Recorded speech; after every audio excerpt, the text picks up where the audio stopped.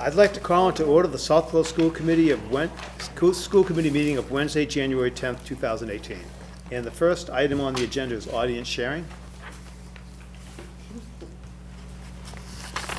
Any other sharing here? Next item is legislative update. Well, I actually do have something to add, and it just came over the wire within the last day or so, and that is a letter that we, the Superintendent's Association, are considering asking all of our committees to sign perhaps and send to the legislative branch. And in this case, we have one sort of prepared for Carolyn Dyson and Jamie Eldridge. And it's really a request that through this budget season, the legislative branch consider reinstating at least circuit breaker at the 75% level. The projections right now for FY 2017 receipts, which is exactly what we use to offset FY 19 budget, is at 65%. And for Southborough, that means a $100,415 reduction. And so we know that through so many conversations and the work of some of our legislators that the intent always has been to fully fund circuit breaker. And in fact, now we see it going backwards yet again. It slowly eked up to 72, and then we were excited about 75, and now again back to 65.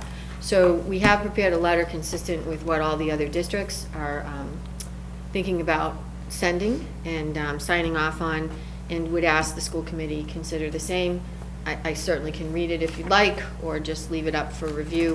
I can read it into the record if that's the will of the committee. Give us just an overview. Yeah, The overview is they're reducing circuit breaker one more time, and we'd like to move it back to 75%. I do just want to, I know Mary Beth knows as well, and there's a misconception, I think, from folks that it's 75% on $1, and that's not the case. Each and every year, there's a foundation amount which is considered as the benchmark.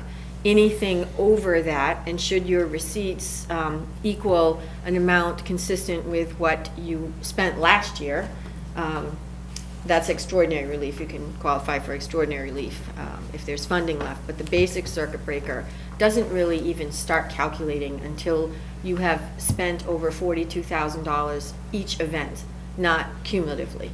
So they look at each placement and each experience with a child as a separate event.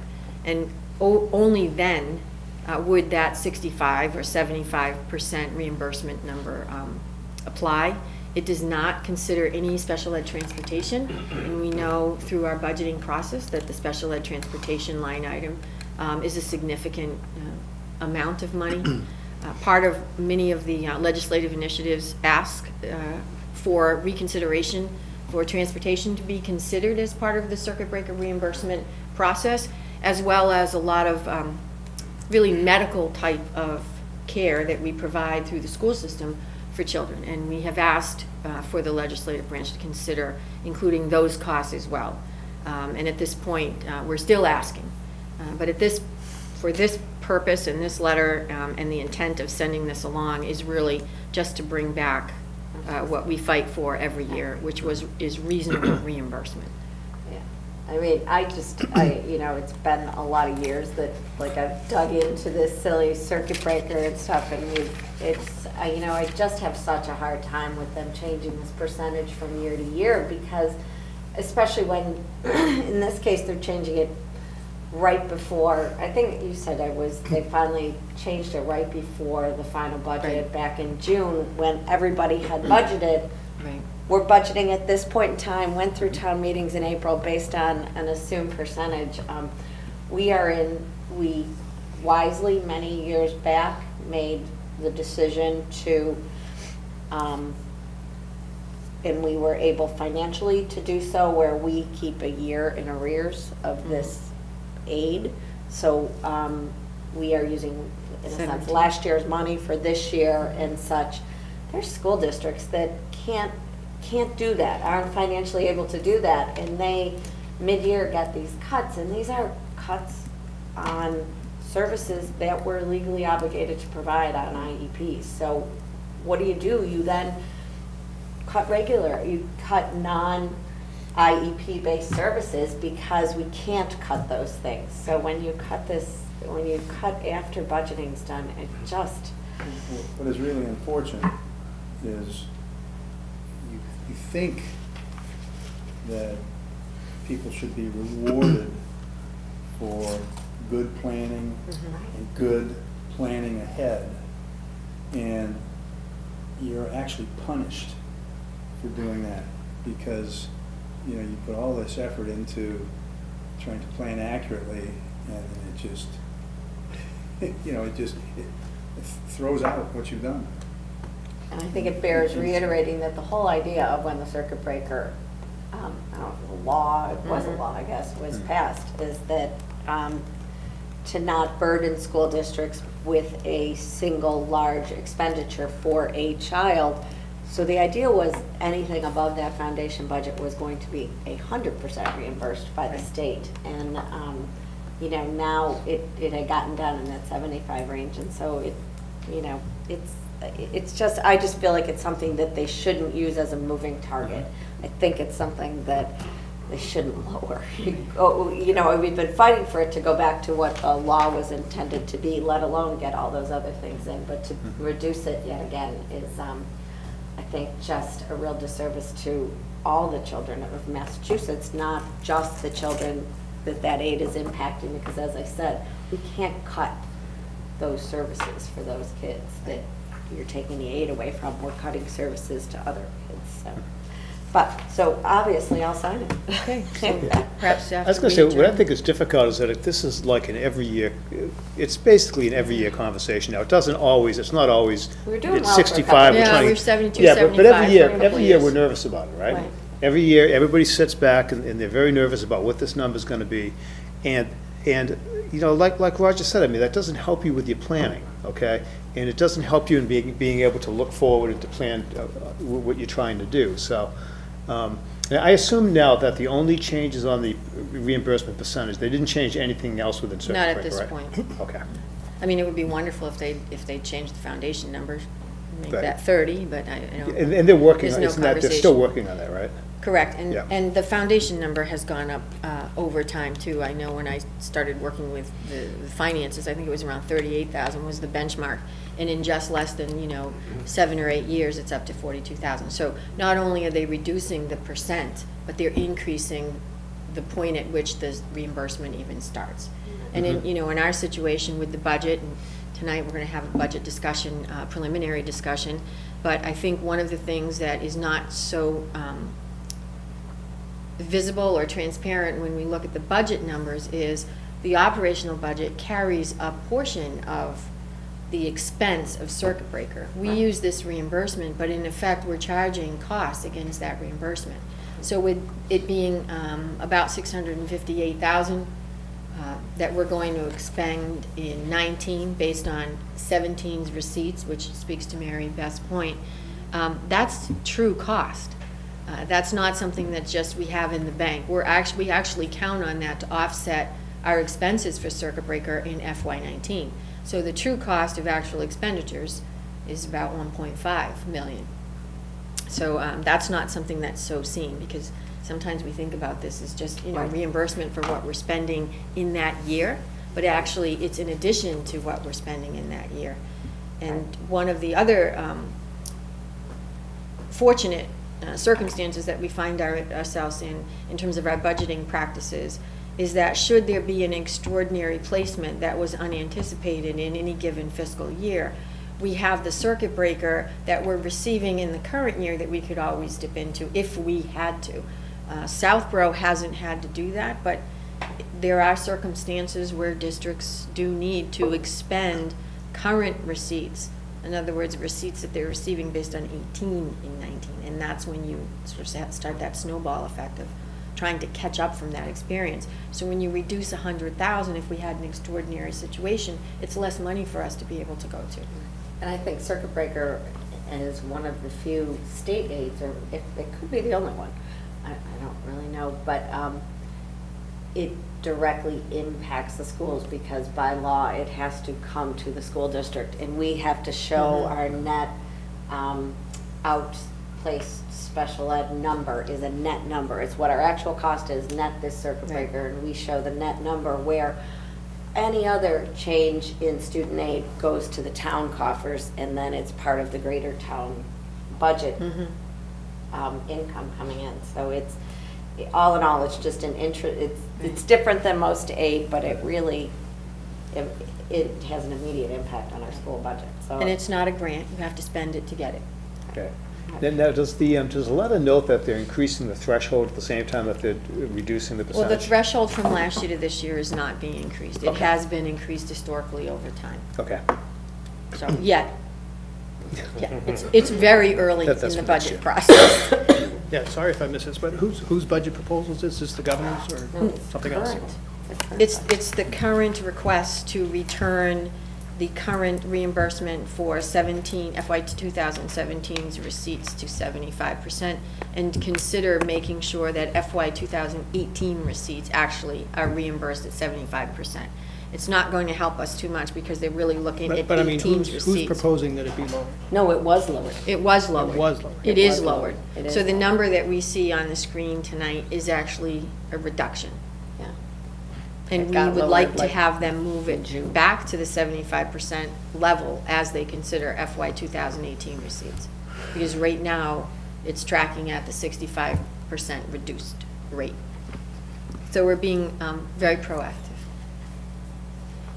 And based on the listserv response, the same conversation will be going on with 351 school committee Nice. members across the Commonwealth. Yeah, I think it got reduced deal. right before the budget was passed, is what, right? Yeah, Is I that think right? we saw it reduced over the summer, right? Was it right over the summer when everyone's home? So it passed the House and Senate?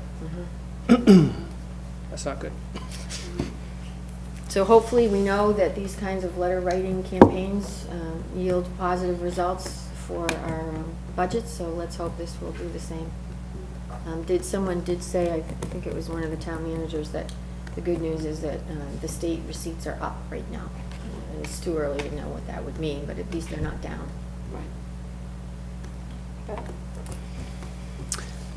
Next item on the agenda is K-12 World Language Study Group. Well, this is very exciting, and again, thank you, Principal Valenti, for leading the charge on this great work that's about to happen, and I know that you've made some good movement forward since our last meeting. If you Yeah. wanna just, We have our first meeting scheduled for the 22nd of this month at 3:30 at Neary, and we are a committee of 10. So looking forward to the important work that we're going to do together. Great. Yeah. and I'm sure we will be adding that on to our agenda as appropriate as we move forward. Very exciting.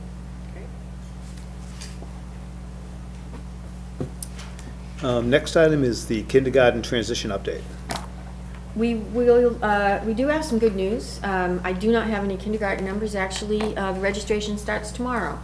So Principal Ryan is doing a great job getting ready for our newest and youngest students. And we will have numbers, which are very important to us as we plan the budget process and move towards the recommended budget next month.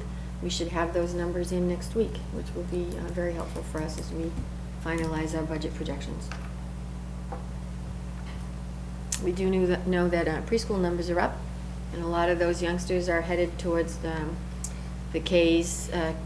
kindergarten classes in Northborough and Southborough, and a good percentage of our preschool students will be entering our kindergarten classes.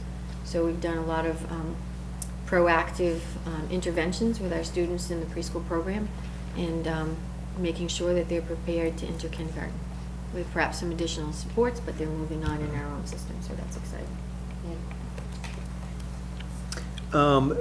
I know Roger stepped out for a moment.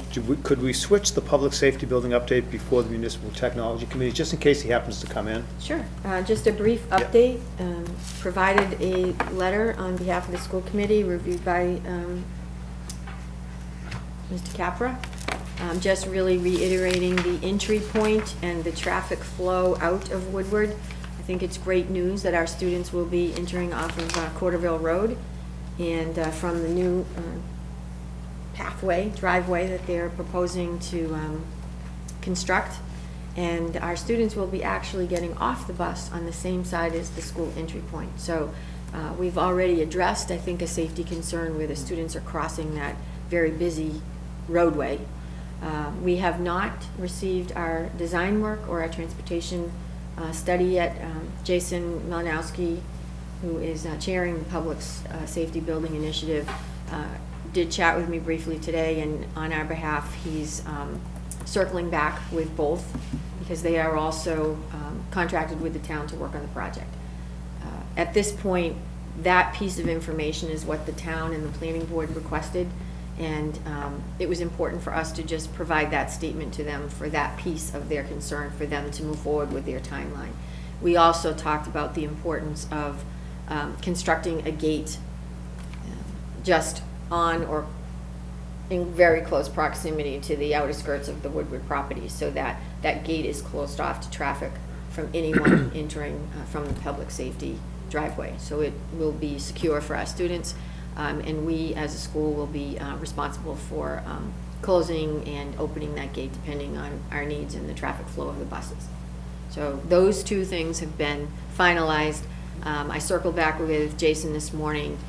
He said, 98% of the planning board was happy with the response, but I think there might be one or two clarification points. I said certainly we'd be available to answer that. So that's where the project is right now. But we're staying in the loop, and they definitely are reaching out to us. No cost estimates yet. We did, however, find out something interesting the last time we chatted at the Board of Selectmen's meeting last month. Jason did confirm that after much conversation about what is under that circle and the flagpole, they do not need to dig it up. They need to make a slight entry point, place a wire, connect it to point A to point B, and so fortunately or unfortunately, they won't be digging up that circle. And when is the work projected to start? Soon. I roughly? think that was, the timeline in order for them to move forward. I think they were targeting January. So depending on, how they're progressing, and it will be very, very close to Main Street project start date as well. So And there'll you're be a talking lot of January this year. construction. You're talking right now. Right now. Okay. They wanted to start building the public safety. They wanted to start on, all the pre-construction, and one of the projects that I know they have in store for them is relocating the existing clubhouse from its space, and then in one of the conversations, I think they were gonna use that as a staging area for all the equipment, Where the existing clubhouse. where the existing clubhouse is. So we haven't seen new design work from them, and I think it's still in the development stages. This letter to them helped them adhere to their own timelines, which are any day now. And Steve, I don't know if you've heard anything, no, All my communication has been directly with you. or Karen, yeah. Yeah. So they've been great. One of our concerns was making sure they reach out to Principal Mucci if they were going on property and doing any kind of work, and I think they've been very good about being mindful of the safety in our campus. So that's a good foreshadowing of the work to come. Well, when do they think it's gonna be done? I believe the last we heard, it was going to be in place for us to open in next September. Really? It's an ambitious timeline. The whole building and everything? 'Cause they gotta move the septic. Oh, Yeah. yeah, it's not mine. Good, good. We're being watchful. Exactly. Sounds aggressive. Right. Yes. Well, I mean, our biggest concern is the septic, is that we need Right. a running, the timelines, whatever, but we need the septic either where it is or the new one when Right. school opens. Or That would be switch my over. biggest concern, I would think. Well, from yeah, our- the Board of Health, I'm sure, everybody will be involved to make sure that the school has to remain Yes. a safe place. Be a lot of porta potties. Yeah, Right. it'd be a lot. I know. With those, with the little kids, oh my God. I gotta go. Outside recess takes on a new meaning. I'd have to delay it twice. So, I mean, that's, like I said, that's the only thing in my head with the timeline is that small window with this, because our septic's over there. And the Main Street project at the same time. It's gonna be we'll have a lot of students wanting to enter the field of construction and engineering after all this is over. Yeah, it's true. So It'll be great when it's all done. Mhm. Oh, Just yeah, have to we'll get be through great it. when it's done. So, So we can, at this point, we'll go back to the prior agenda item which we held for Roger's return, and that's the Municipal Technology Committee update. Thank you. Roger, do you mind if I update? I know that sometimes you have some updates as well, but do you want me to just jump in? Please, both feet.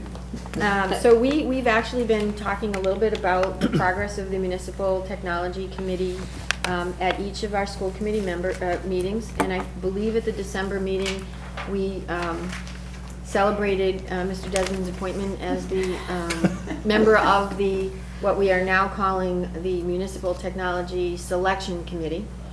And as posting requirements would have it, sometimes there may be technical concerns, and so we have been requested, as was the Board of Selectmen, to officially revote the appointment of Mr. Desmond, if that's still the wish of the committee, to serve as a member of the Southborough Municipal Technology Selection Committee, and that Mr. Desmond will then need to be sworn in by the town clerk at a time. really? Is that official? Yes. Oh, I will share, though, I do have some really great news besides this technical glitch, that Cheryl Lepre had reached out to all of the candidates personally to schedule their appointments.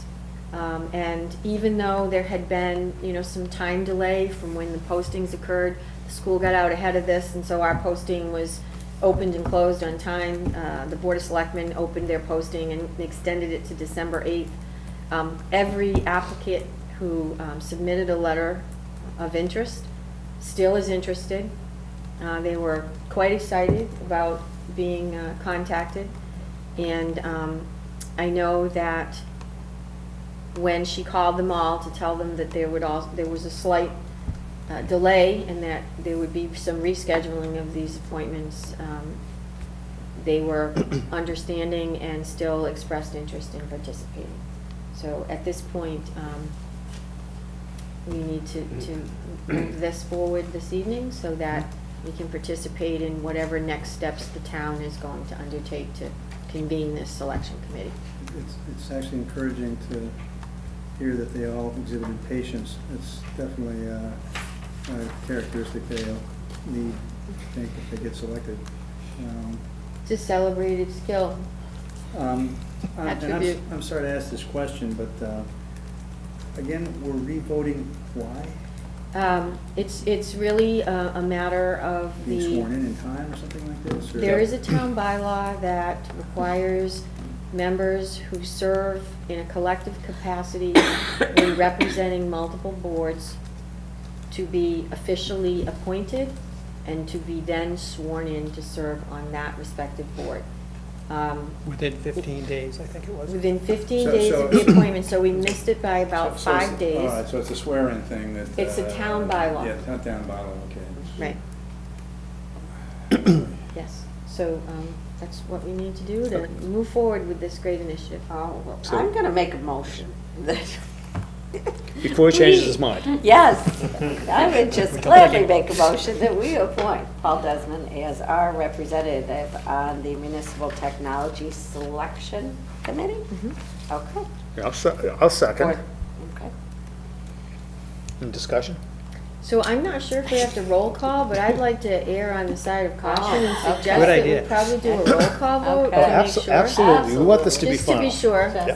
So Beat it to death. I'd like to vote yes and say I think it's an excellent choice. And yes, so Thank you. so moved, yes. Yes. Okay, yes. And yes. Motion passes. So we'll be sending this official vote as roll call to town clerk tomorrow, and I guess Mr. Desmond's ready to roll. Get over on there the selection tomorrow, committee. get it sworn in.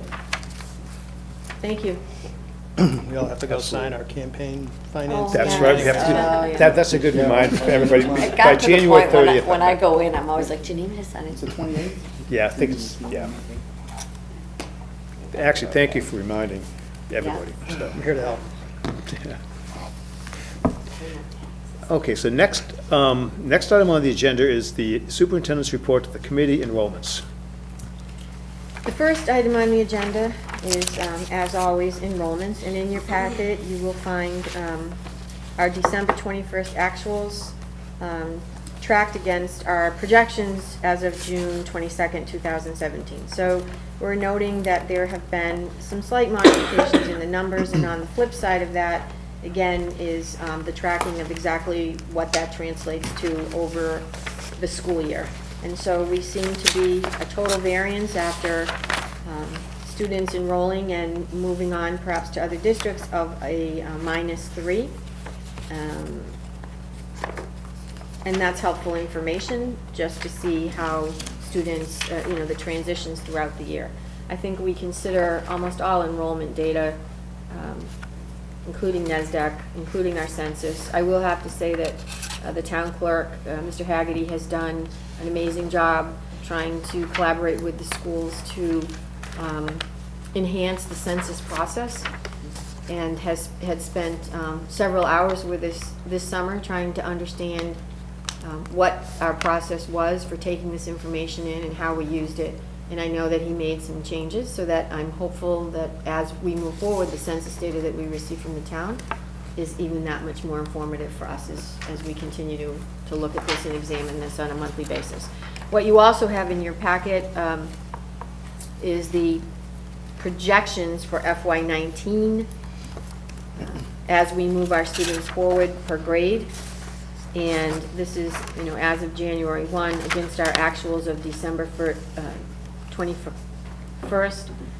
In the bottom right-hand corner, you'll note that our staff, our projected staff all along the way is fairly consistent. We're not seeing dramatic swings in our enrollment, and we're not seeing significant shifts up or down to warrant any enrollment shifts, reduction in force right now in terms of the classroom teachers.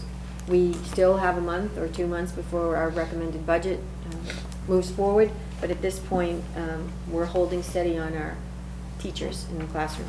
It's interesting, we have stabilized. Absolutely. Because for a number of years, we were sort of kind of losing that, that teacher as the larger, but you guys have stabilized and everybody's sort of, yeah, we went through. So these projections are for kindergarten only, and I think that will certainly change the landscape a little bit depending on what happens with our kindergarten registrations. And at the very bottom, we see that we're projecting against our 1235 current enrollment, a 1216, and we have to remember that 10 students isn't 10 students in any particular classroom. It's distributed over 9 grades, K through 8. So that's really not a significant number when you consider that factor. And then as we move forward with the projections for FY20, simply moving our students forward and keeping kindergarten at what NESDEC projects, we're looking at a 1209 number, still not that significant. And with 10 students enrolling in kindergarten, let's say, or disenrolling or not enrolling, that's, again, something we'll continue to monitor. So that's our recent current and projected numbers. Also in your packet is the monthly general fund expenditure report, the next item under the superintendent's report to the committee. And again, this is Matt Wells. I think this is your second expenditure report. I think Matt's fully appreciating 3 budgets through this budget cycle. One thing to talk about it, it's another thing to go through it. So he's holding his own and doing an amazing job at it. All about colors. All about colors. Matt came in with a blue folder the other day, and we were talking about Southborough, and I said, "What are you doing with the blue folder? I'm not ready to talk about blue." So we're getting in the color scheme, so it works out well. So no significant variances. Would recommend a vote to approve, please, until audited. Do we need a motion? I'll move that we vote to approve the Southborough Public School District fiscal 2018 budget, monthly general fund expenditure report as of December 31st, 2017, until audited. Second. Any discussion? All in favor? Motion passes. Thank you. Our budget priorities were approved early on this year, October, which is incredibly helpful and extremely valuable to refer to as we go through the budget process to make sure that we are funding what are our priorities. And we'll talk more about that as we have the budget presentation, FY19 budget presentation this evening. So again, just in your packet for reference. Also in your packet for reference is our ever-increasing FY19 budget calendar. Very excited to add, hopefully it's on here, January 31st, very early this year. I think we're the first up bat. Assabet was pleased to know that they don't have to follow us this year, so they're on an entirely different date. I think that was a little purposeful on the superintendent's part, but nonetheless, we are scheduled for January 31st, which is a Wednesday. And right now, I'm trying to get our 7 p.m. moved up a little bit, but we're right now at 7 p.m. Earlier? We're at 7 p.m. Right, but you want it earlier? I was hoping we could get it moved up to 6:30 or Oh, something. you mean moved, okay, moved, okay. Moved up Yep, earlier. yep. No, that's the problem. I was just gonna say, I think we're first. I'm trying to encourage him to try to 6:30 p.m., but it works for us. Well, the school committee does that, you know. That's right, and it works quite well. We will probably, I would probably suggest to the committee that prior to this meeting, we have another operational subcommittee, just a very brief one. Before this meeting, we will have our enrollment numbers in. January 15th is the contract date that staff are required to send in any type of change, whether they are taking a leave of absence, or they're thinking of retiring, or they're just, there's a myriad of things that they may choose to do consistent with the contract that would affect our budget. So all of that should be in by the 31st. That's a Wednesday, so probably we'll put out a request to meet on Tuesday morning. Seems to work well, just so that whatever we're presenting, the committee has been informed, and we're current. So that'll be the Tuesday before the advisory meeting. Which would be, right, either the Monday or the Tuesday. Tuesday before. Yep. We met, just for the record, we did meet yesterday morning at length to review the numbers, so I would probably suggest that we meet again. And town meeting hasn't moved this year, right now, it's still It's earlier. April 9th. I'm gonna double check that, because it almost seems too early, but it's April 9th. And Yeah, it's probably right. Last year, we met on after. the census forms, it's at that. April 9th. Last year, of course, they moved it right about this time, and it was moved to the Tuesday after April There vacation. were some. Passover. holidays, Yeah, there were holidays. Passover Right. and then school vacation. just came here.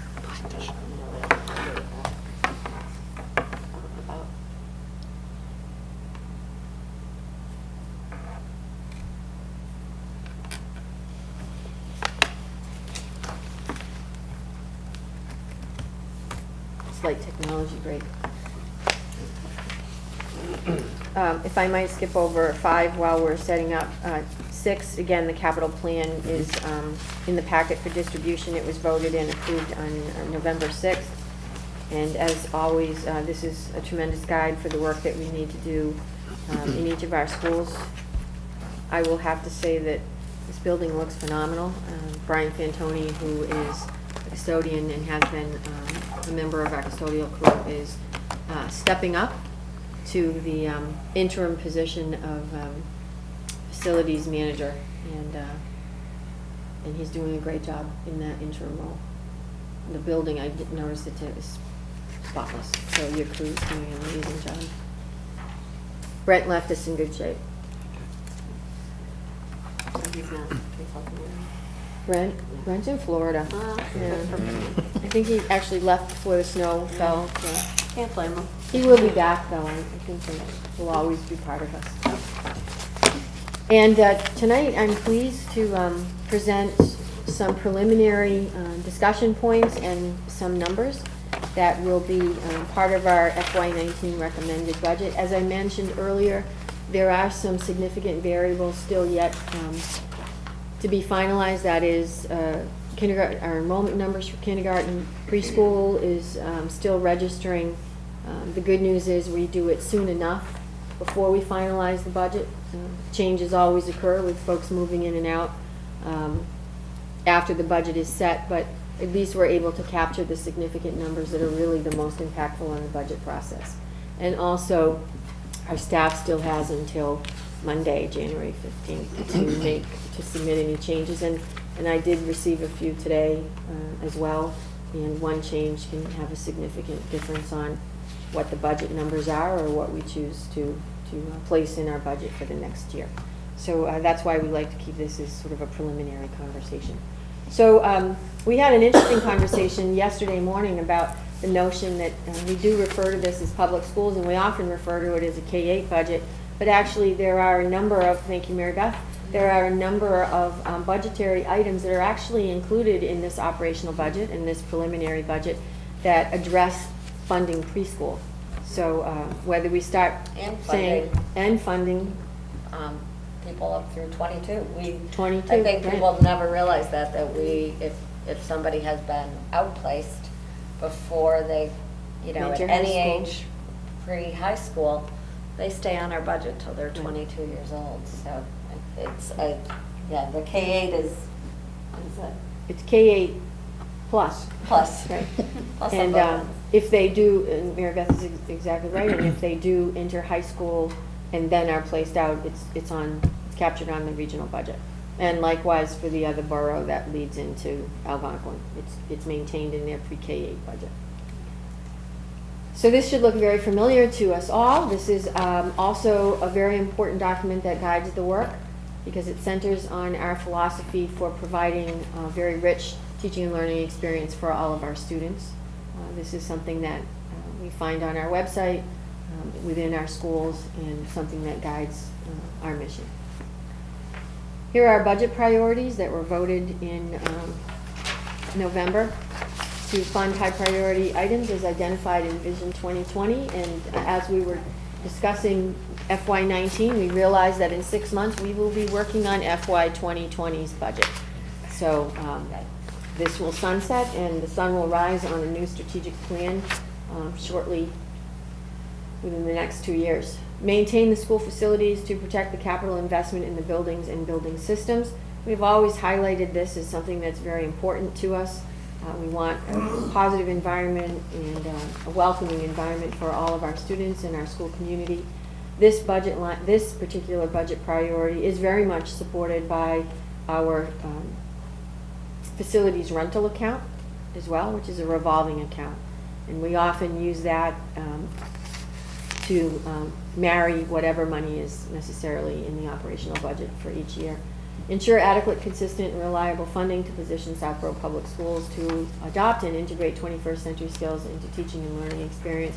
This is something that has been very much a part of our investment in resources and technology, professional development for some time. And we are in the 21st century, and we have seen the results of the work that we've done over the last several years with such positive results with the new MCAS 2.0. That's just one benchmark. There are many, many more, and certainly as we listen to each principal present their school improvement plan, not only do we see the alignment to our strategic plan in the broader sense, but we see the actualization of each one of those focus areas in the work they do in their schools.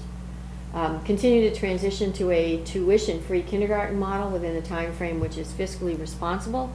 This is only our second year, considering our second budget year, considering how and if we are able to transition to a tuition-free K model. We talked and discussed this at length for years prior to the school committee voting that as a budget priority last year. And we'll be talking more about whether this is a reality for next year when we get into some numbers. Provide social and emotional training. This is actually a new budget item, and professional development to support best practices and programs. And I think when we look at a budget that we're going to be looking at for next year, which is really a level services budget, A level services budget does not mean stagnation or lack of growth. It means that we are continuing to offer the same funding stream that we have for years that has allowed us to see the growth and the success that we've realized in so many areas. So in this case, for example, we are continuing to provide the support for professional development as opposed to reducing it. And that's a very positive statement. It's an investment that we make, and it's an investment in our students and our teachers that we see be realized in so many ways. Over the last several years, we've added significant staff and supports in the area of social and emotional health for all students. And we want to make sure that they are current and we're using best practices in our schools. And then, of course, to provide excellent education by making sure we're aligned with our class size policy, that our ratios provide for a rich learning experience, that we seek to hire the best qualified candidates in a fiscally responsible manner, and to ensure that all of our students reach their full potential. This is the budget process. We're living it now. We are in January, and next month we will be considering the recommended budget, moving on to April, where we will have our, March and April, where we have our mandated public hearing, and then the town meeting April 9th. This is a good point in the presentation to take pause and to give much thanks and accolades to the people who make the budget process enjoyable, if you can say that's an enjoyable process, but meaningful in a way that helps us continue our good work. Matt really has dug in quickly and deeply in the budgeting process. Greg has provided great insight into a lot of the district line items with the work that he's done with technology and curriculum, and the principals are all in and always at the table. This year, more than past years, we've taken on an extremely collaborative approach to the budgeting process, reviewing all the line items, and at Central, making sure that at the table, we're all having those conversations. So for me, this is my fourth budget. It's been an interesting process that I think has yielded some very positive results. Budget assumptions. As we move this budget forward, we have to make some assumptions about the financial landscape and our educational needs. This is, for all intents and purposes, a level services budget. Did reach out to the building principals, as we always do, and made sure that those identified needs for next year were captured in this budget. And we talked about world languages, for example. We know that next year we will probably be having more conversations about it when we receive the findings and the outcome of the study group. But in the short term, one significant increase was from Trotter asking for some new resources for world language. And we were able to incorporate that in the budget without having a significant spike. And that's part of continual funding of resources. The same resources aren't purchased every year because we're in a cyclical replacement of resources or addition, and that's what we're seeing in world languages. To maintain our current programming at all levels, to continue to support our district-wide professional development plan, and as you know, as a committee, you were part of the conversation. We've taken an innovative approach this year for professional development for FY19, offering our teachers the same learning experience we offer our students, which is a hybrid model, introducing more technology and virtual learning into the process. So that's very exciting. To continue to support our technology goals, while we aren't necessarily increasing the funding for technology, we are not decreasing the funding, and we've seen that in the past years as well.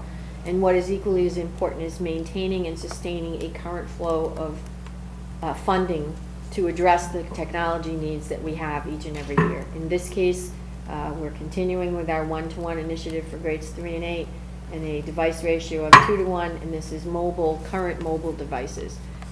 Greg, I think it's safe to say we're closer to 1-to-1 almost across the board, but that's what our goal statement has been. And then Keith, very excited to listen to Keith's school improvement this year, where he talked a little bit about Canvas and integrating the learning management system to Trotter, and so we want to make sure that he has what he needs to make that initiative a success in terms of tools and technology, software, and support.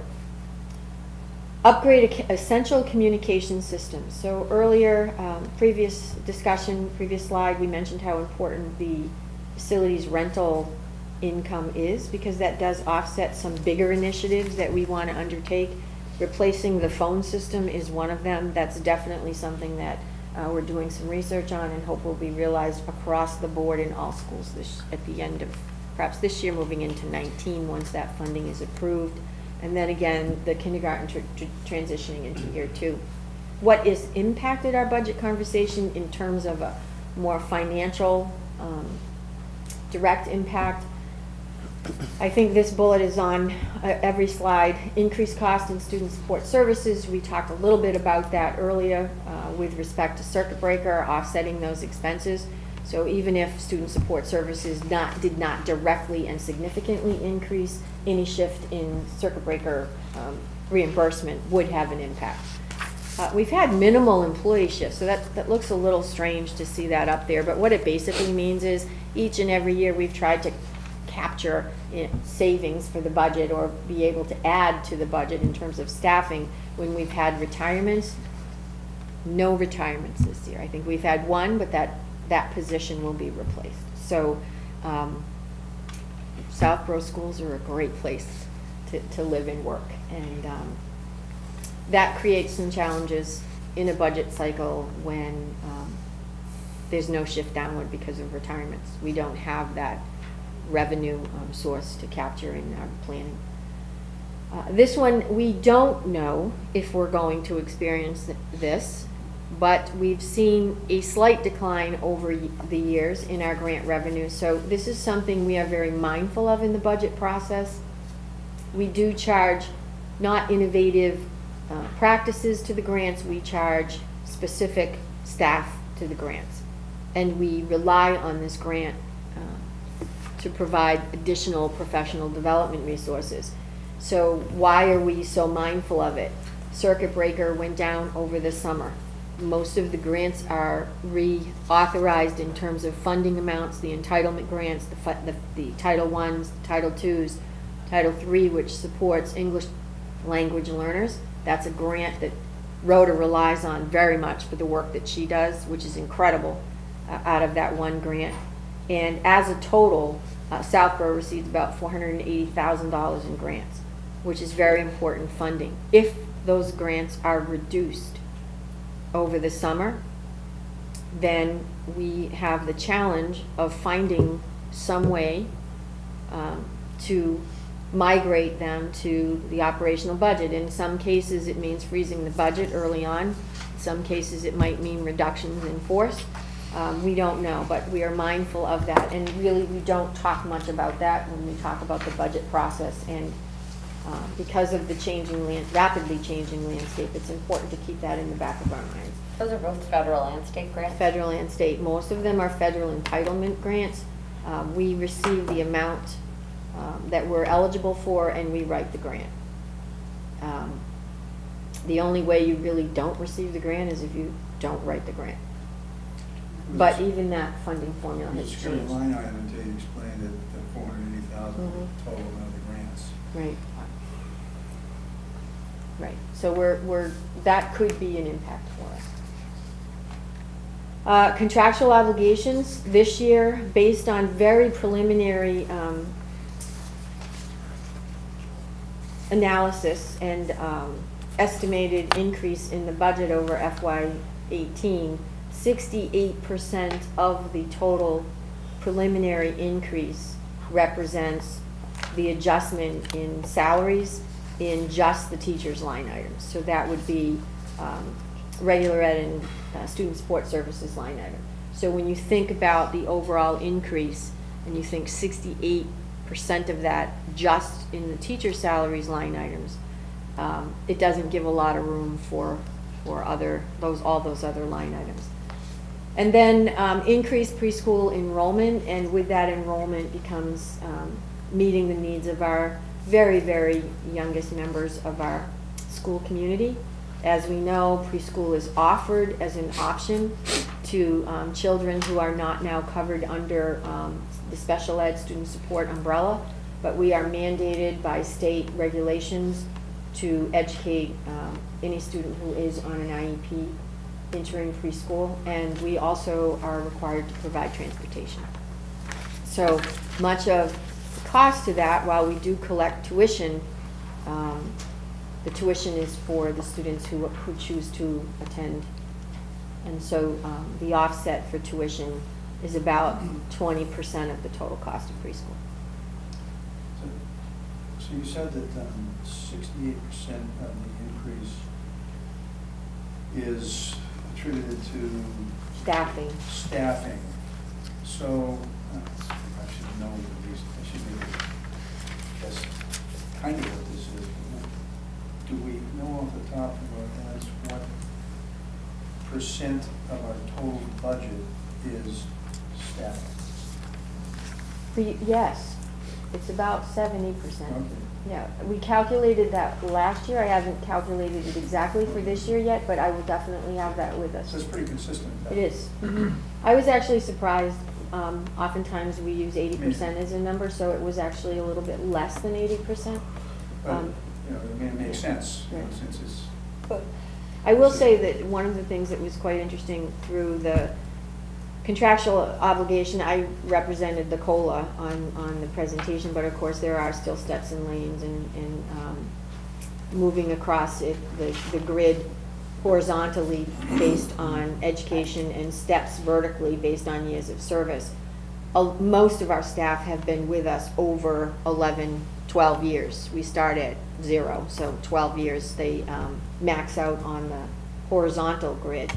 And so that fact has stabilized our salary percent of increases in our budget. So, for example, this year, even considering steps and lane changes, it was about a 4.38% right now, which is significantly lower than it was like 7 years ago. Right, except that our base, Our the base amount is of our increasing, salary right. is high, but it doesn't have the volatility. It stabilizes the Right. budget a little bit more. Stabilizes the budget, but. Right. The cost increases, but it stabilizes the budget Right. process for us. So there's an up and a downside to that statement. Budget offsets. Yeah. So we have circuit breaker, and as we mentioned, we're on a 2-year cycle. We apply for the FY19 budget offset. The receipts realized based on the FY 2017 costs that we received this year. So we always spend, we always bank what we receive to spend 2 years later. So this year, we're banking our 18 receipts to spend in 2020, which is a great benefit and a really fiscally responsible way to spend that money. If, however, we had a significant shift upward, we may unfortunately have to dip into current receipts, current year receipts. We've not had to do that in some time. So this gives us a great reliance on what we have available to us as we prepare the budget. And that number, $652,699, is based on our FY 2017 expenditures. There may be reductions due to shifts in student services. We do provide support services for all students in many and varied ways beyond just the classroom teacher, and that is a potential offset. It's not necessarily reflected in tonight's budget. And then to continue to utilize facilities rentals to purchase one-time expenditures like a phone system. We have 3 opportunities that we have not explored in some time that at some point between now and June, I will be coming back to the school committee and offering an analysis and possibilities to consider increasing certain fees that we charge. The first is facility rentals. We have not changed or modified or increased the facility rental fees for at least I know 7 years, if not 10 or 12 years. You're not talking about rent, you're talking about if someone uses the auditorium. Right, for fees those that kind we of charge, rents. yeah. Rents the gym, not the rental of Yeah, like. that's a extended policy day. that's being No. reviewed. Yeah, Although that policy is in extended year gets reviewed every year. Every- Right. So yeah, that has exactly. increased Those- slightly, yeah. The rentals versus the facilities use. And one of the things that I think, Yeah, we should. one of the challenges about reviewing this particular rental fee structure is the complication that it is attached to the policy.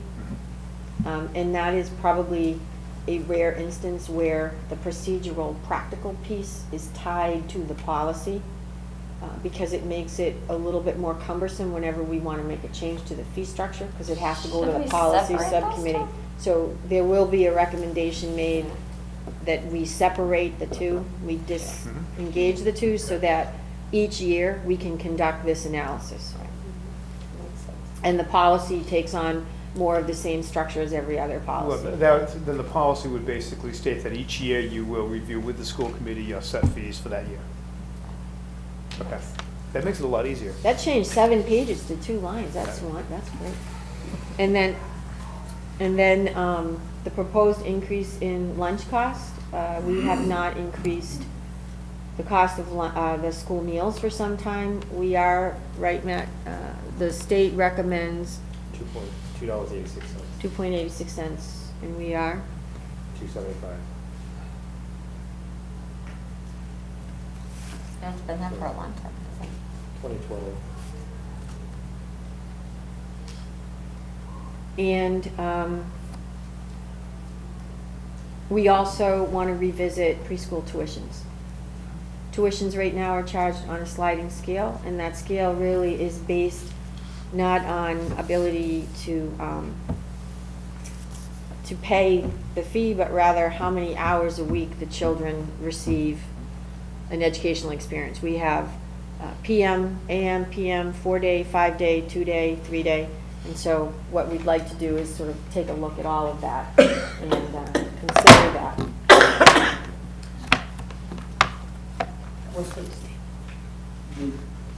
What's the total amount we take in on lunch in a year, about? It's a good question. I think it's between roughly 200,000 and 300,000. Somewhere between 200 and 300, so.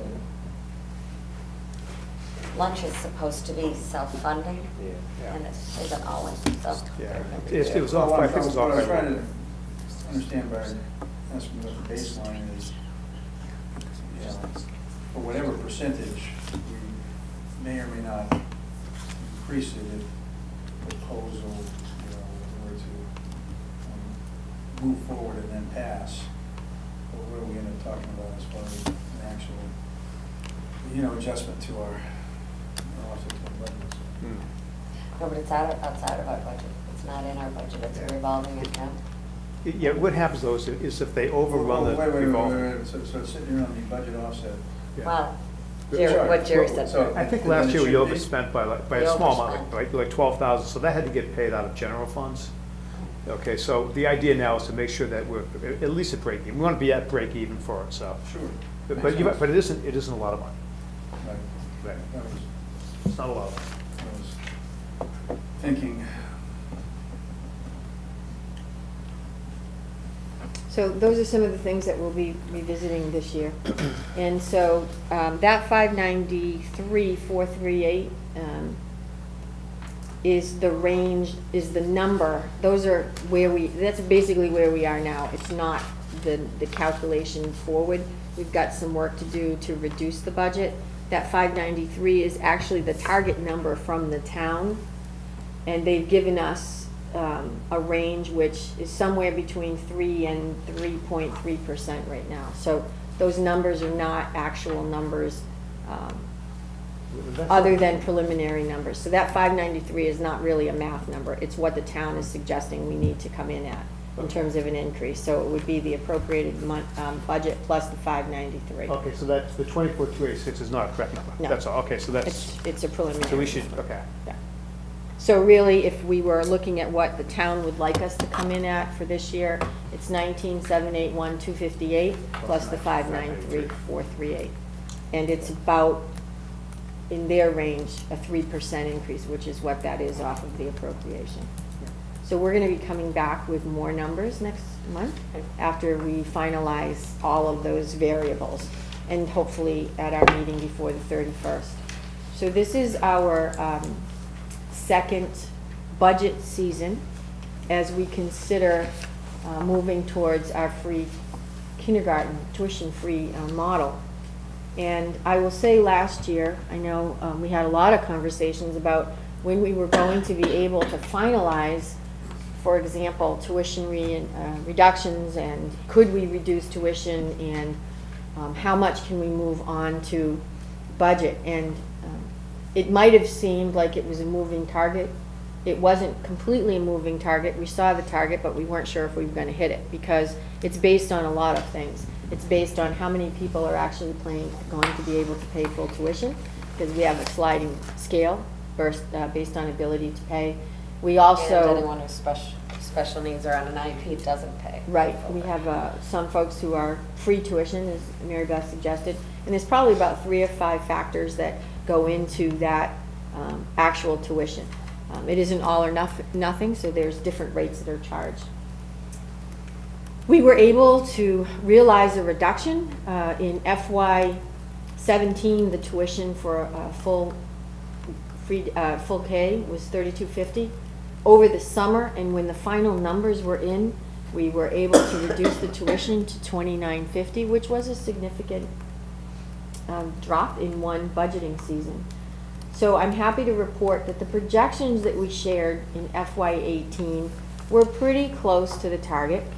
And where we find ourselves at the beginning of FY19, we're still looking at 7 kindergarten teachers and 4 kindergarten aides at this point in time.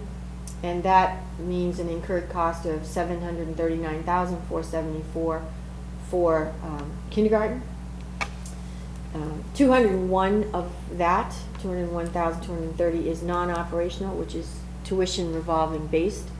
And then on operational, we were able to see some movement, and that movement resulted in a $538,244 expenditure off of the appropriated budget.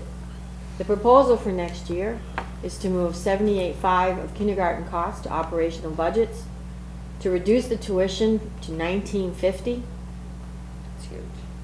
And what that would look like is a remaining balance with all variables remaining somewhat as we know them today, because that's the best we can do, of $122,730 remaining to be considered in the FY20 budget.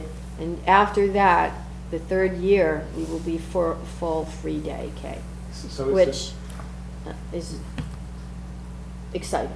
So is the 1950 tuition, reduced tuition, it's FY20? That's FY19. Okay. The it's just- remaining balance would be $122,730 in the FY20. So that should be, so in FY19, which is our current budget, the current budget we're working on, it's going to be 1750?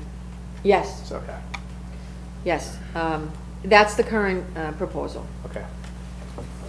So, But again, that's all the variables, and if we get if we get 1 million kindergarten kids moving in, then we gotta hire another teacher and all that Right. kind of Well, stuff. actually, I think we make that number is at the end of the summer, right, that we Yeah, I determine don't it? think I think we have them Right. sign up knowing that it could be $29.50. yes, we So, do. We We do, do. and then say, This is just a proposal that we would adjust over the summer. Just like last year, we did, everyone registered at the $32.50 rate. And because they only pay a deposit, no one wrote a full check for $32.50. So the deposit was a small portion of that, Right. and we were able to certainly get back to them in plenty of time. Sure. So the letter went out, when all was said and done and we closed out for the fiscal year, we were able then to be able to calculate what a reasonable amount was. It was for two of us to able to capture some of that money in the revolving account, and we wanted to make sure that we still retained some money in that account should we need to add an additional aide or add additional teacher. And this allows us to continue that model. The revolving account is set up specifically for preschool and or kindergarten, either one of them. They have revolving accounts. We cannot expend that on anything else other than the purpose for which the funds were collected. So that would give us, should there be any remaining of balance as this moves forward, an opportunity to provide additional resources, new resources, which we would have otherwise taken from operational budget or charged into operational budget. Maybe spruce up the kindergarten area to whatever extent that might be needed. So there are many other things that we've not been necessarily funding, but could be updated should there be some revolving funds left. So the variables, the net impact on the budget, but things to consider as we move closer to this. All aides are funded now on the operational budget. We did reduce the number of aides. Should we find that kindergarten enrollment is not where we are anticipating, we can reduce the kindergarten teacher, and that then changes this whole model slightly because the amount we have to move on to operational is less. You always want to have a maximum amount, though, available, because we could see shifts, as we know, over time in that kindergarten number, and we would hate to continually have to go back and have that impact the operational budget. So stabilizing this model over several budget cycles is probably advantageous for us because it ensures a greater likelihood we won't have a significant impact going forward. That would mean 83% of the total costs, all staff, would shift to operational budget in 19, leaving a 17% remaining amount. It would reduce the tuition. This tuition conservatively is based on 100 full-day tuition at full rate students enrolling. That's about 75% of the historical number. So it's a safe, we've allowed some swing in there. And then it's too early to determine whether we'll be running a a half-day separate model or not. Early indications and conversations with Clayton suggest that there has been minimal interest in the half-day program this year. And last year, we know, we had 6 students, I think, and then it dropped somewhat to 5 or 4, and we ended up with a blended model, which we've successfully implemented in the past, and that went well. And so 2020 would be our year 3 and full tuition transition. So very excited about that. Just a word on the half-day, full-day. So half-day's gone, as at least in this fiscal year. I mean, so what's the blended model? The blended model is, should there be, less than 6 students, they're incorporated into the full-day K classes. How does that work? It works well. They spend half the day there? Yes, and then they go home. Okay. And what we've tried to do, and I know. So you really have, we still have, quote, half-day students, just no half-day kindergarten. Right, and half-day students are not charged tuition because that's the state requirement. That must provide at least a half-day model. And what I know Jim and Clayton have done in the past is if there's a small number of students at half-day, they're contained in the same classroom. It's then least disruption amongst the number of classes with students coming and going. And I'm not the only one like that. So that's why we Right. think we have maybe 6 or 7 students that are At this point. At this point. Yeah, we'll know more next week. So the next steps in the budget process to continue to review any incoming changes in staffing, to finalize the budget data based on current data, and what we are doing very closely is benchmarking this year's expenditures against projected budget next year. We're halfway through the budget cycle, and it's good to be reflective. Where are we in our expenditures for this year, and can we then add or trim next year's in certain line items? So we're very mindful, and we analyze that each month. We'll be presenting to the Southborough Financial Advisory on the 31st, and in between, we'll probably, we know we will regroup and ask the subcommittee to consider those changes in a new budget. And then anticipating presenting the recommended budget on Valentine's Day. I can't imagine a better day to present the recommended budget. I'm sure we'll all fall in love with it, and so will the town. We're trying to be very mindful of the target, appreciating that we are educationally sound, fiscally responsible, and ever collaborative. Should we bring candy? I'm gonna bring those candy. I'll bring the hearts with the expressions we can. So I noticed it just went on. Cupcakes. Could you- Cupcakes. We haven't had cupcakes in 2 Been a long months. time. Would you be able to go back to the, like the total budget slide, the 19 million? With the numbers that look like they don't add up. Well, some of them don't add up, but. Right. So that 593,438 is the amount of money that the total town is suggesting we increase that budget by. We are So the town wants our budget to be like 20 million. 19,781, 258 plus 593. So 20 million, Right. you know, 400 something. Right. What am I missing? The town wants our budget to be. The town wants our budget to No. be 19,781, Plus- 258 plus- plus 593, 438, or 20,374,696. So we have some work to do, but I'm confident we will get there. Okay. Thank you. Thank you. Steve is smiling, that's his first budget presentation. I did a great job. That's a landmark event for any new principal. And he has been in there providing great information on Woodward throughout this process, so much appreciated.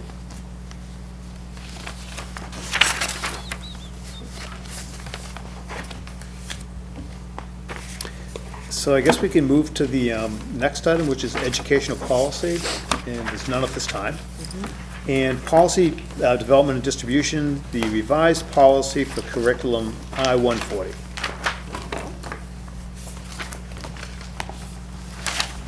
In your packet for distribution. So everybody put No that in the pressure. package. Because we voted that through last school committee. My And favorite department. next item is personnel items, distribution of personnel reports, and there's no No change. changes. Wow. How'd that Boy, this never No ever changes. happens. I was just gonna say. Oh, we think I've have never just seen Once that. in- policies to just take home and look at, and Yeah, no it's changes. great. Once in a Jeez. blue moon, or a wolf moon, what's the moon we just had, a wolf Oh, moon? yeah. Maybe we can talk about why there weren't any changes and spending time on, you know, I don't know. Probably some other meeting. Do you have some concerns? No. We do have a policy subcommittee meeting a week from this Thursday. Oh, thank you. Well, thank you for reminding me, Greg. I'll be there. I Uh, don't. What time? 6:30, I believe. That's what I have. Well, we know that one of the items on there, which is, you know, setting the facility rental rates, has just changed Separate. significantly. Right.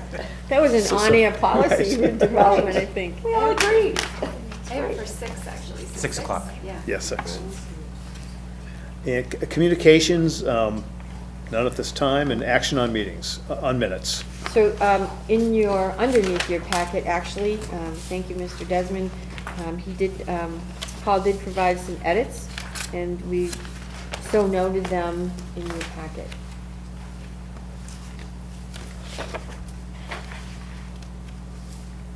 I have the redlined version.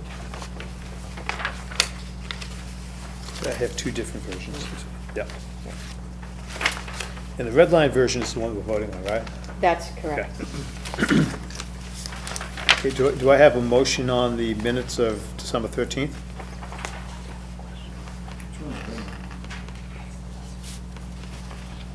This one.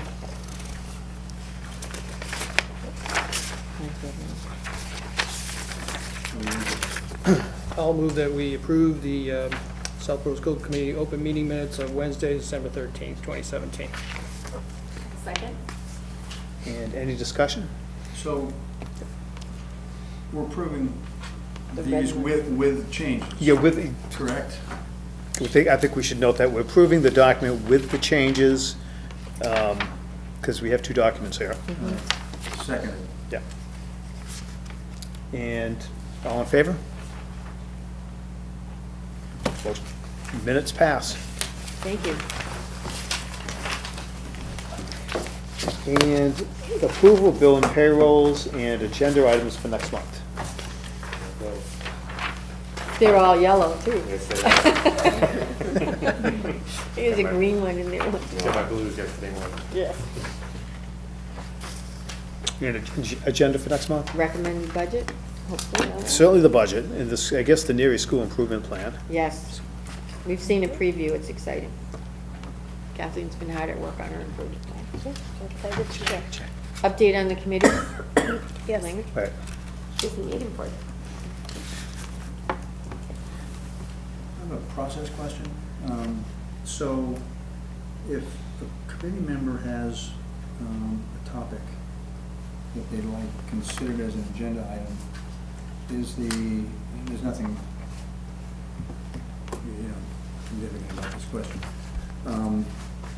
Is the proper procedure to communicate with the chair and the superintendent about such an item, and then Yeah. that decision will be made to put it on? Yeah, or you could just bring it up at a school committee meeting like right now.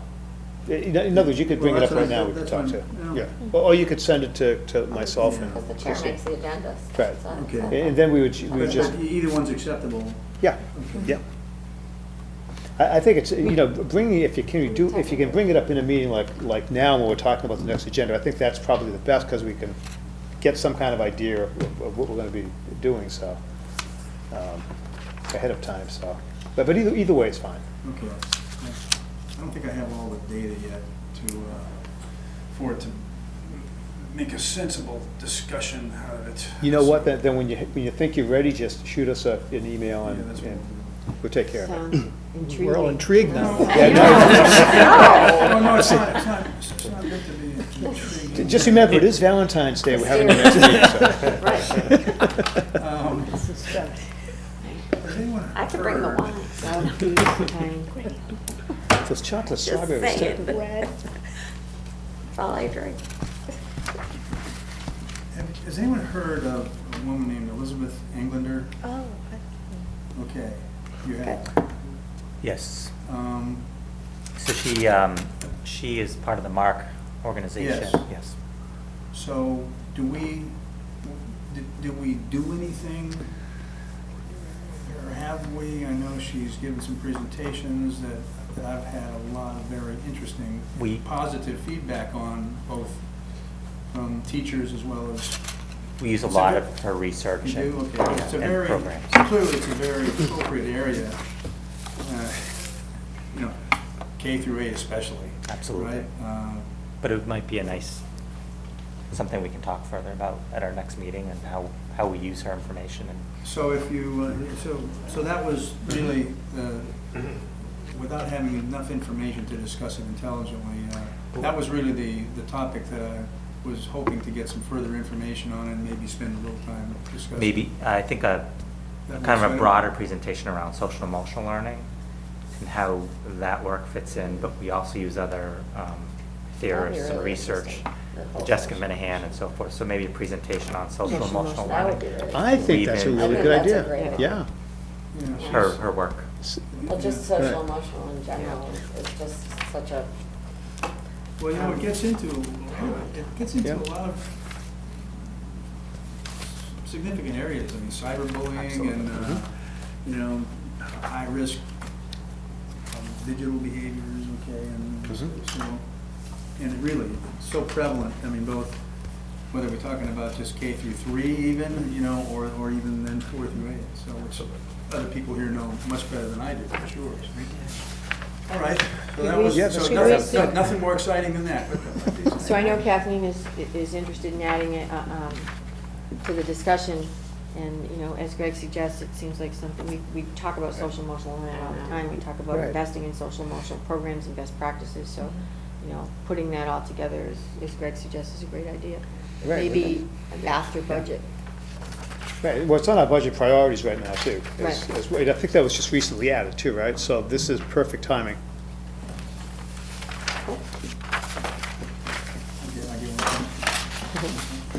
Not if you want it in February. Well, no. So it would not, yeah, by the way, I don't, look, I don't think it's time sensitive from the standpoint of Right, it could be March. having to be for the next meeting, especially if the next meeting is loaded, and, Right. Right. I think it's going to be, so. But it is a budget priority, though. Right. that could So- be March though. Yeah. Yeah, It so could it's be March. fine, to put it on sometime. Okay. And Kathleen's presenting her improvement plan, and maybe there'll be some conversations about that in her improvement plan. So Absolutely. through her work, we'll be able to explore it a little bit more so, and you're on the agenda for next Yes. month. Timely, So, works perfect, yes. perfect Now time. I'm confused, is it next month or in March? Well, I don't know. Kathleen is very much Well, I know involved. Kathleen is, Yeah. but So her improvement plan is next month, Right. already scheduled, so we Right. can have some snippets Okay. of that work. It's embedded into that. Yeah. Okay, great. How it works at Mary. Yep. You know, sort of along the same lines, in the budget, it was great to see the technology, you know, we're 1-to-1 and, what was it, 3-to-8, and 1-to-2 were better, and the others, and so that's, you know, that's been 4 or 5 years in the making, I guess, and now we have Julie Doyle, right, Mhm. coming on as, what's her title? Director of Instructional Technologies, And Technology Digital and Digital Learning. Actually, I just. So I think an update on, didn't see you know, it. what we're doing with all this technology and where we're going would be good. Again, not next month, or maybe not even the month after, but, you know, once she gets her feet wet, and Great.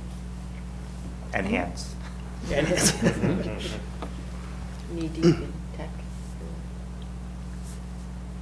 Is there any interest by the committee to having a separate conversation about start time? Yeah. Yes, only because it's such a big issue at the regional meeting, so, Mhm. yeah.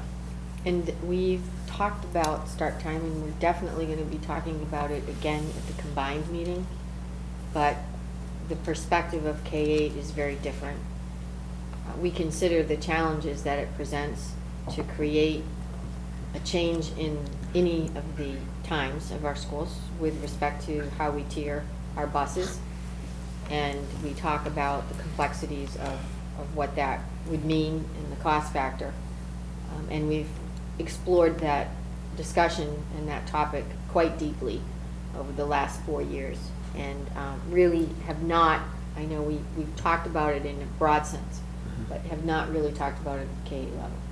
I think it's a great idea. I think it's a great to talk idea. about it at the KA level. So- You know, one thing about, one of the problems when you're discussing something like that and combined is that you really have, you have the regional school committee there and everybody else, and sometimes it's hard to get your voice out, and it's much easier to get it out here, because, I mean, that really does impact us.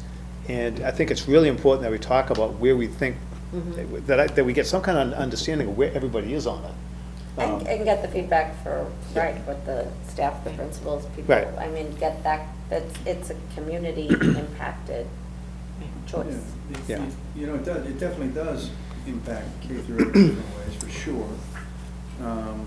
So that's why I think it's a great idea to talk about it. Okay. I was gonna say on the other hand, but I don't mean that. I mean, in addition, you know, you talk about sometimes the challenges, disadvantages of being in a 3-district region, right? Right.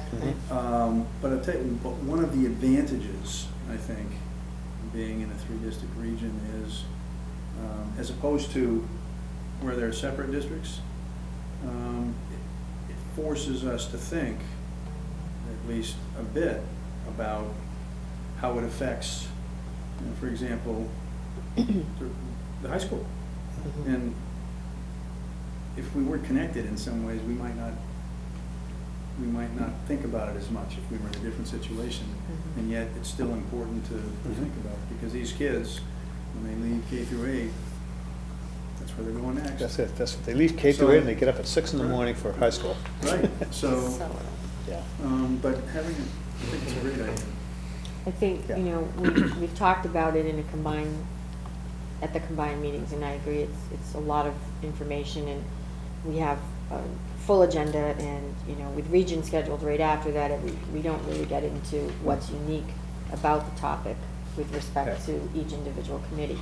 But I also think that what may not have fully been discussed is what we've done to explore this topic, and sort of the roadblocks and the obstacles, and, you know, at the K-8 level, because going to one of those meetings doesn't necessarily get a broad base or any depth of understanding about the journey that we've taken to get where we are.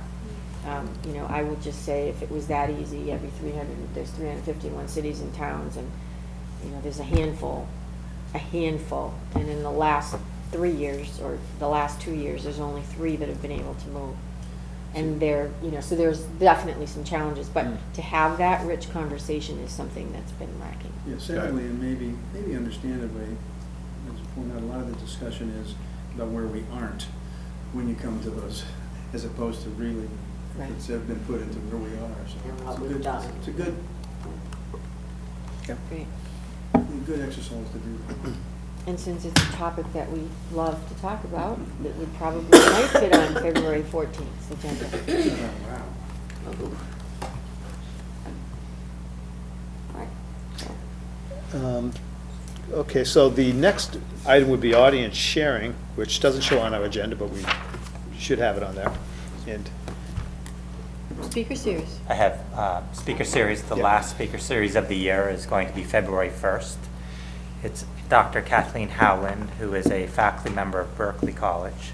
She is a speech and language pathologist and a music therapist, and she's going to give a talk about how science informs the importance of music education and how music can transform brain form and function. It's a very interesting topic. And that's at February 1st here at Trotter from 6:30 to 8 p.m. Something to, great, thank you. and this committee has been asking for more presentations and discussions around the arts, so this is a perfect. Especially where it's Yeah. right here in Mhm. Southborough too, so it's Right. just a little bit easier to get there. And we have an amazing music program. And I think that concludes, so Mary Beth? I'd like to make a motion to adjourn. All in favor? Meeting adjourned. Thank you.